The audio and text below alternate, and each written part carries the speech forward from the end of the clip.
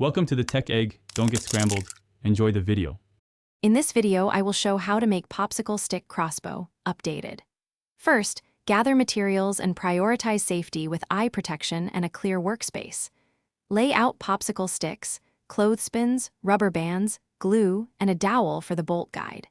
Take time to sand rough edges and let glue dry completely between steps so the crossbow holds together and performs reliably without unexpected. Start by bonding popsicle sticks into 2 laminated sections for bow limbs and a reinforced handle.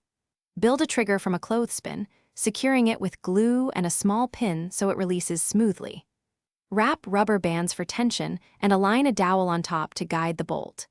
Test tension gradually, adjust band placement for power, and sand contact points to reduce friction during firing.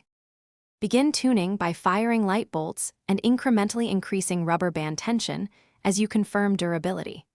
Move bands closer or farther from the bow base to alter range and trajectory until shots are consistent. Check all glue joints and trigger mechanics before each session and resecure any loose parts. Keep testing controlled and always point the crossbow at a safe target area to avoid accidents and maintain. Thanks for watching. Consider subscribing if I helped unscramble your problems.